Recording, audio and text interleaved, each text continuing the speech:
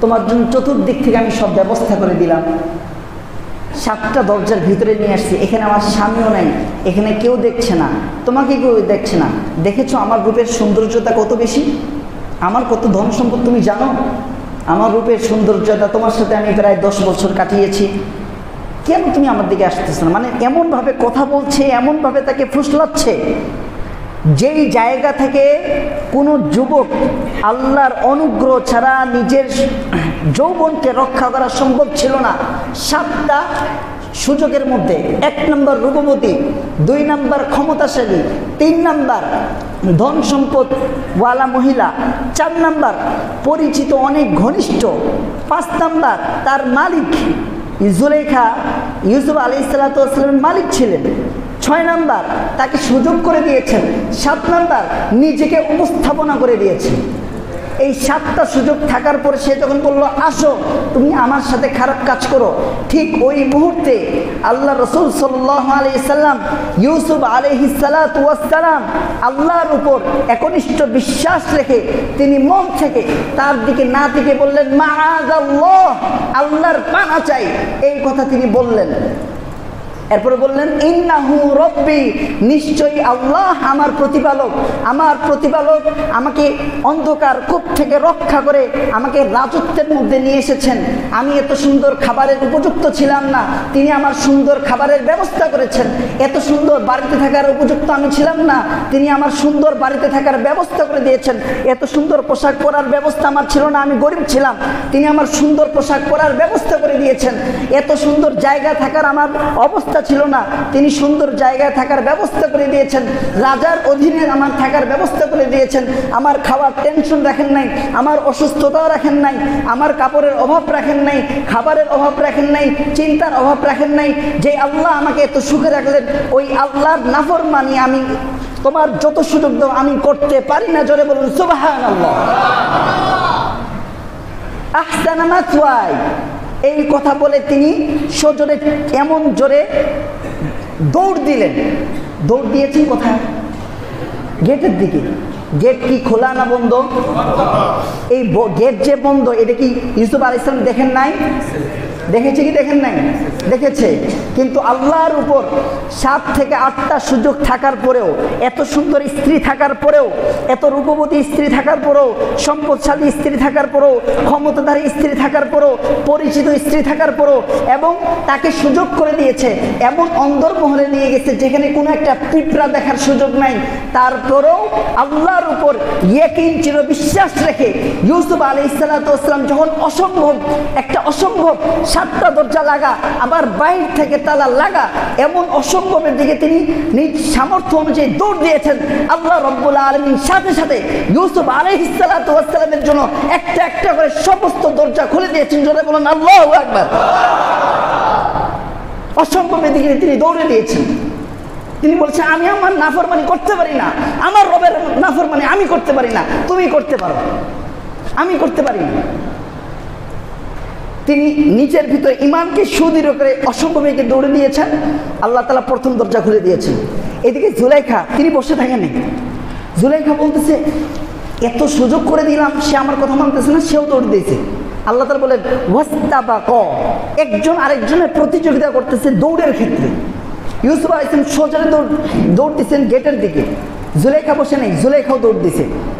ইউসুফ আলাইহিস সালাম চাচ্ছে আমি গেটে আগে যাব, আর জুলাইখা যাচ্ছে না আমি আগে যাব, আমি তার সামনে গিয়ে দাঁড়াবো, তাকে গেটে যাইতে দেবো না, গেটের বাইরে যেতে দেবো না, এইভাবে আটকে আছে। জুলাইখা দেখেন কত বড় আসক্ত হয়ে গেছিল। জুলাইখা দেখতেছে তার সামনে বদ্ধ তালা, যেই দরজার মধ্যে তালা বদ্ধ আছে, এই দরজা আল্লাহ অটোমেটিকলি খুলে দিলেন। এত বড় কারিশমা আল্লাহর পক্ষ থেকে একটা নিদর্শন দেখার পরও সে তার কুপ্রবৃত্তি থেকে ফিরে আসতে পারেনি। কেন? কারণ সে প্রবৃত্তির পাগল হয়ে গেছিল। সে ইউসুফ আলাইহিস সালামের জন্য সাথে খারাপ কাজ করার জন্য সে পাগল পারা হয়ে গেছিল, যার কারণে আল্লাহর এত বড় নিদর্শন সামনে দেখার পরেও তার মধ্যে কোনো ধরনের পরিবর্তন আসে নাই। ঠিক তদ্রূপভাবে আপনার আমার সামনে, আপনার আমার এই 2 হাত দিয়ে আমরা কতজন মানুষকে দাফন করেছি হিসাব আছে? আমরা আমাদের এই চোখের সামনে কত মানুষের মৃত্যু দেখেছি, হিসাব আছে? আমাদের চোখের সামনে কত মানুষ রক্ত দিয়েছে, হিসাব নেই। তারপরেও আমাদের দুনিয়ার চলাফেরা এমন মনে হচ্ছে আমরা এখনো 100 বছর বাঁচবো। ঠিক না ঠিক?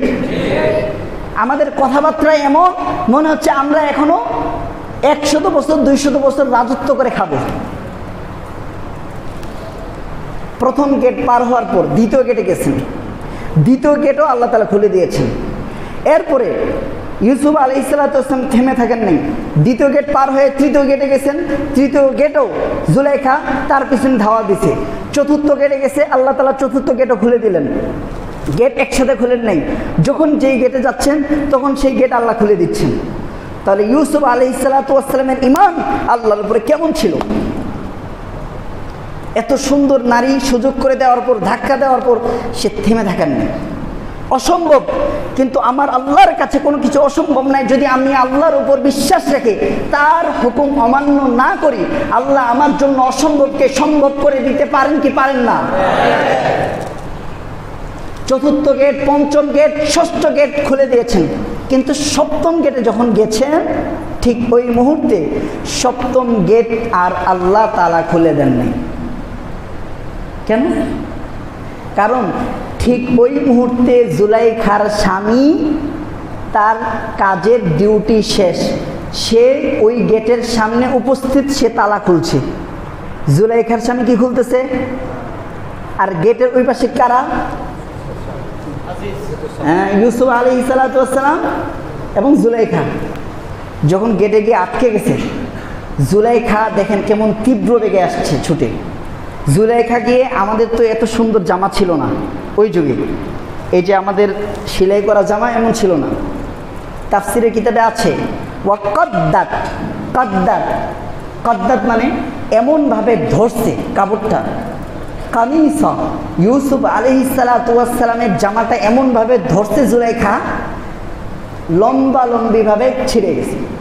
কিভাবে ছিঁড়ে গেছে? লম্বা লম্বি ছিঁড়ে গেছে। আমাদের এখানে কথার কথা, যদি আপনারা শার্ট পরেন, শার্ট আর শার্টের ভিতরে যদি এইভাবে ধরে, তাহলে স্বাভাবিক ছিঁড়ে যাবে। আর তারা তো পাতলা রেশমি পোশাক, খুব দামি পোশাক পরে, এটা একটু পাতলাই থাকে।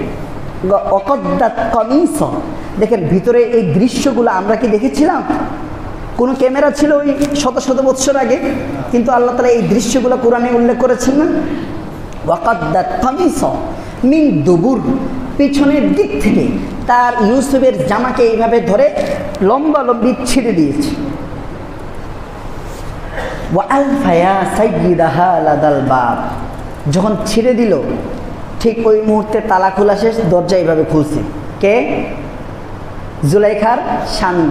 গেট খুলে দেখতেছে ইউসুফ, জুলাইখার কি করতেছে? জুলাইখার কি করতেছে? আর ইউসুফ আলাইহিস সালাম স্বাভাবিক অবস্থায় দাঁড়ায় আছেন। যখনই গেট খুলছে, ইউসুফ আলাইহিস সালাম চুপ করে বসে আছেন। জুলাইখার সাথে সাথে বলতেছে তার স্বামীকে,